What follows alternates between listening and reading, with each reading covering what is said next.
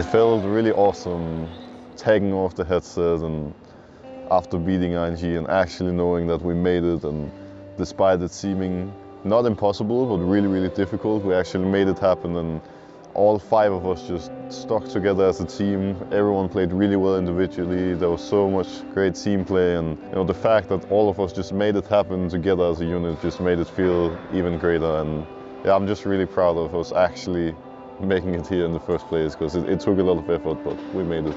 I think first week we were scared of losing, and then second week we were scared of not winning. I think the fear of not making it and just being scared of not killing their Nexus, really, because that's what everyone was talking about. Like, okay, are we actually going to kill their Nexus if we do this? And ultimately we came to the conclusion that yeah, we're going to kill their Nexus doing this, so let's go for it, right? Let's play. And I think on stage that was what changed, is people were less afraid about performance or anything stupid like this. People were just like, I want to win. People were scared of, including me, scared of thinking, all right, what's going to happen if we don't win, right? And then you just care about winning more than anything, and we selflessly played for that. Like, just everyone committed, okay, what can we do to push the game forward and win? And then we did that. Getting out of groups should be bare minimum for an elite organization like Fnatic. Why do you keep doing this to us? Why do we keep doing this? Well, I've asked myself the same question many times, because when we were playing that day and having to win all games to make it to quarterfinals, I had 2017 flashbacks all over the place, and I wouldn't say that was super pleasant, honestly. That was a bit scary, but I guess it's just part of playing for Fnatic, being a Fnatic fan at this point, that we tend to make things a little exciting. Just purely for the excitement, of course.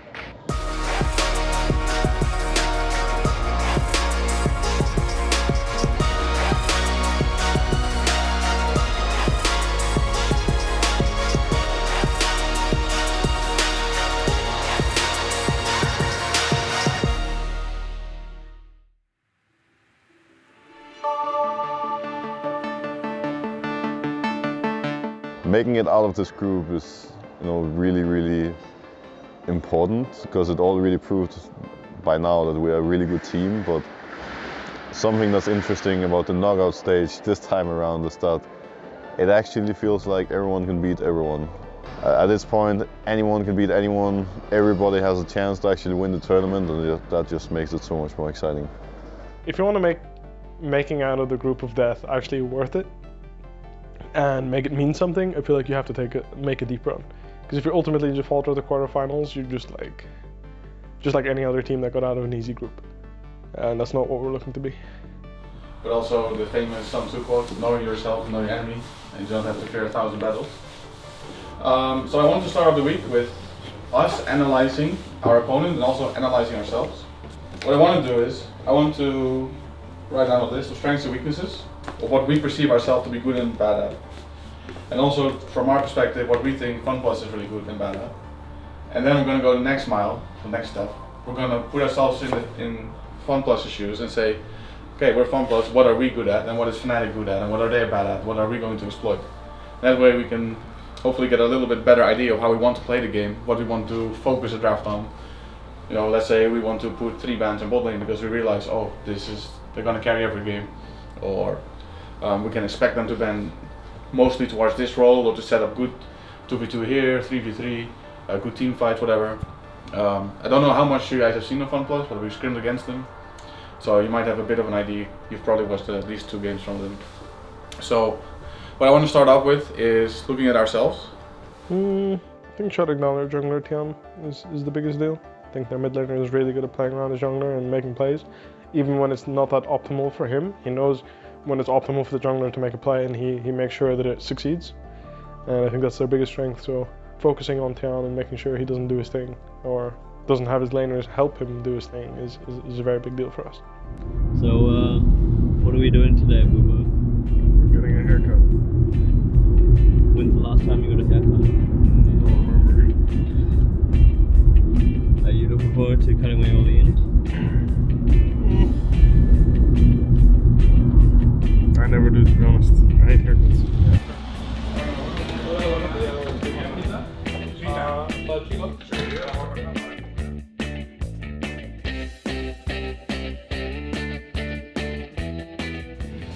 You're done? I think so.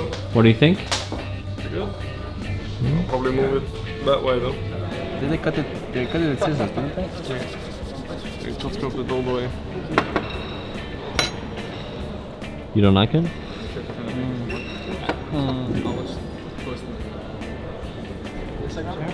The chef cut the sides shorter with machine.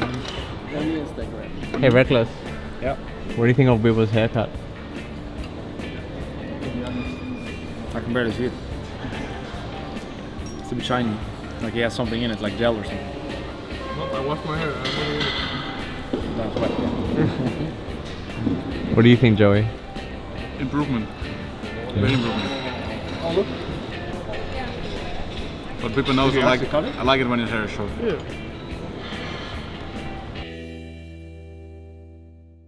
Hey. Oh, Hilly Kitty. Boom. Hilly Kitty.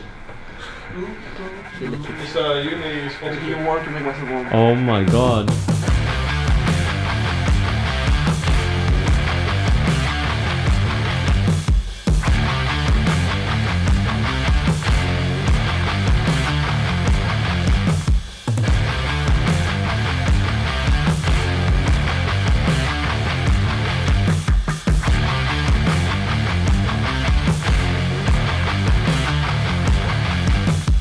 Wait, is that a Fnatic? Yeah.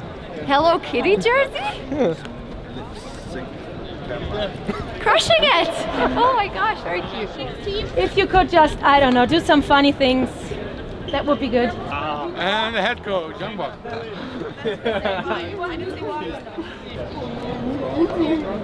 He has the keg on his arm. But he shakes the boot, the belly. Yeah, he does, but he has his arm in there. Yeah, it's like this. One arm here.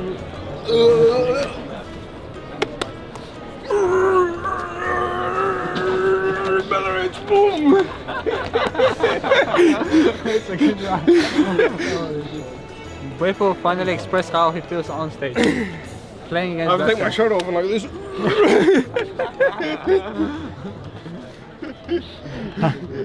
Holy shit. I'm committed to the Gragas. No, they asked us to do something funny, so I'm gonna Predator Gragas. I'll Predator Gragas. My intro, when I do my intro, Go do it for Broxton one time. when I do my intro, I'll do this. I'll Predator gank him. You do this. I'll do this. I'm Gragas. I'll walk like this. Activate my Predator boots.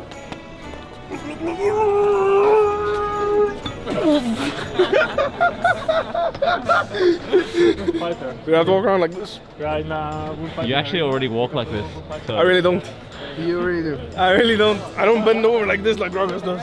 You're like this. Yeah, but I don't go backwards. I actually like Hammerdinger, by the way. Oh, like Heimerdinger. But I can't. More like a penguin. What is that? Whip on stage? Some guy DM'd me about it, but Yeah? you should keep doing it. You should tell all your teammates to do it because apparently when you walk with a posture like this, you gain mental like it's good for your mental because you gain confidence. I am very much looking forward to playing here in this arena again. The Spanish crowd is completely nuts there. You know, it's always a pleasure playing in front of the Spanish fans. There's so many people supporting us, supporting Fnatic here. And last time we were here, we were definitely able to feel that. And now I'm sure it's going to be even crazier, knowing that it's Worlds and there's so much EU hype going on right now. So I'm really looking forward to it. I'll take it. Holy shit. Before I joined Fnatic, I was playing in Spain, and it was good. It's always fun to go on a big stage, it's just, yeah, I'm just focused on winning more than, worried about how many people are going to be there and how hype is going to be and all this stuff. I think that's the magic of going on a big stage, is that no matter what, like when you hear people cheer for you, you actually feel like you're going to win. Like at the very start of it, like when you get announced and people cheer for you, the louder it goes, the more you feel like this is our stage. Spanish crowd is the best crowd in the world, and Spanish commentators are really good.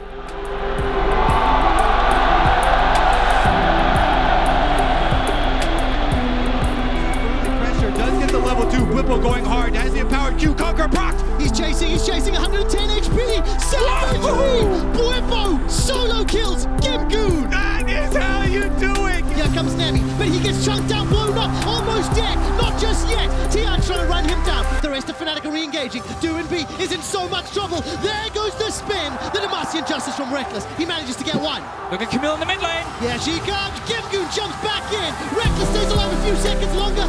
Not that long though! And FPX get the delayed A. Nexus turret number 1 falls. Nexus turret number 2 is the target. LSA needs to try and do something with the help of Roxa and Nemesis, but they can't do enough. They can't stop FPX. They can't stop the LPL in game 1. And FunPlus take the lead.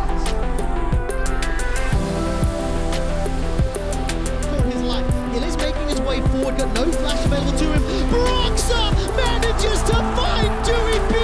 How did you do that? The Nexus is the target for FPX. 18 kills to 3. It has been a slaughtering of Fnatic members. And FunPlus Phoenix are one game away from the first World Semi-Finals.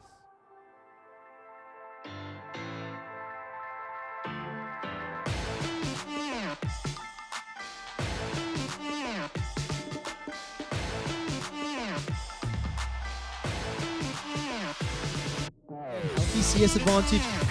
As now Hill is saying is going to look for LWX. Very good headbutt and pulverize under the tower. LWX almost winning the fight. Teleports, that's traded 1-for-1. Nautilus ultimate knocks Reckless up into the air. Now Hilly trying to escape. Nemesis lands the event horizon, but Doinb almost survives. LWX is running for his life. There's the engage from Hilly saying that's a double kill for Fnatic. It's traded 1 back. They just need to get vision control over this Baron area, and you will force FPX into you.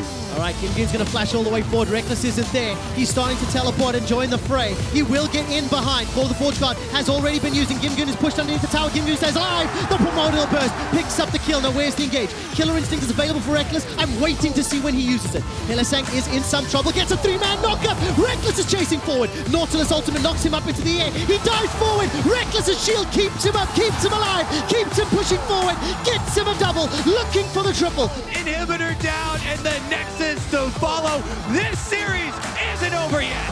The Fnatic faithful find their first win.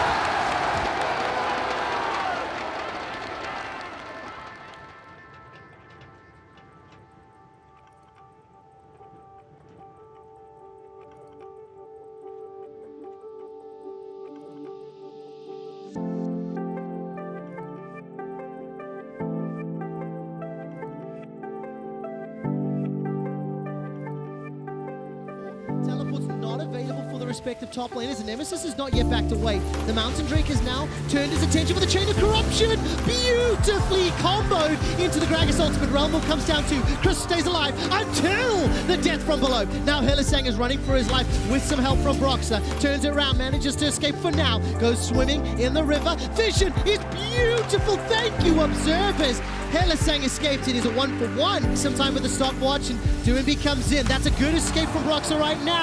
But Buipo just gets blown up. Tien and Doinb do so much work. Nemesis is running for his life. He throws down that stopwatch to buy some time of his own. 2 quick kills for FunPlus Phoenix. The Zonia's for him is so big. Tien baits them in. That's 2 kills for FPX. They're burning down the Baron. Can Broxa steal it? Well, we're going to have to find out. Sonic Wave to get in the pit. Hillisang's running for his life. 5,000 hit points. Triple Ocean will do some work for FunPlus Phoenix. The Baron is so low. Sonic Wave finds his target. Broxa, he jumps into the pit. Not going to go just yet. He's blown up. Reckless kills Gimgoon though, and then Hillisang goes down. FunPlus Phoenix, they get the Baron. They extend their lead, and they're 1 Nexus away from a semi-final berth in the World Championship. They've got to defend inhibitors in 2 lanes at once. There are super minions on the steps of Fnatic's base. Death from below comes out. Doinb forced to flash, or at least moving away with the flash, and Hillisang's already dead. The inhibitor falls. There goes Broxa trying to get some damage. Gimgoon's in trouble. Buy some time with Hexing Ultimatum. That's a dead Nemesis. Dead Quepo. It's going to be a dead Fnatic. FunPlus Phoenix have shut down Fnatic and advanced to an all-LPL semi-final. FunPlus will face Invictus Gaming.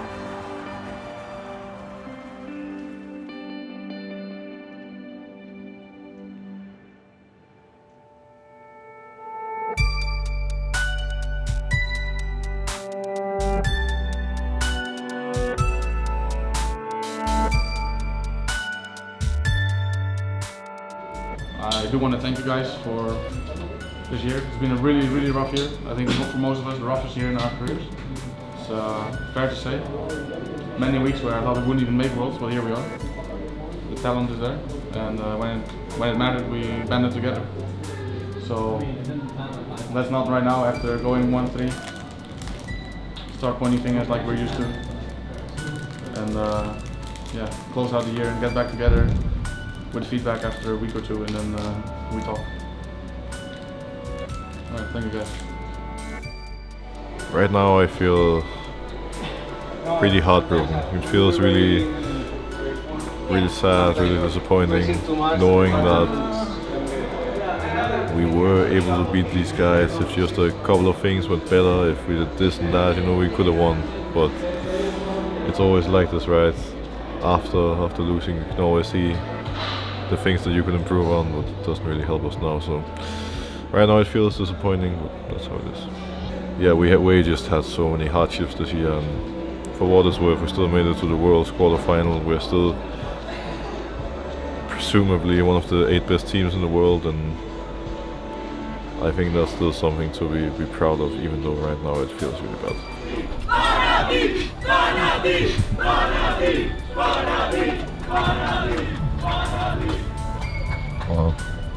At last, I would like to thank all the fans out there who have been with us this entire year. I'm sitting here not too long after the match, and I'm still really sad that we couldn't make it. I'm really sad that we couldn't repay all you guys and girls out there for all the support you've given to us. It has been a rough year, not gonna deny that, but we did everything we could, and I'm sad that we disappointed you guys. All of you deserved more, and yeah, I guess here's to hoping that next year will become even better. Thanks for all the support.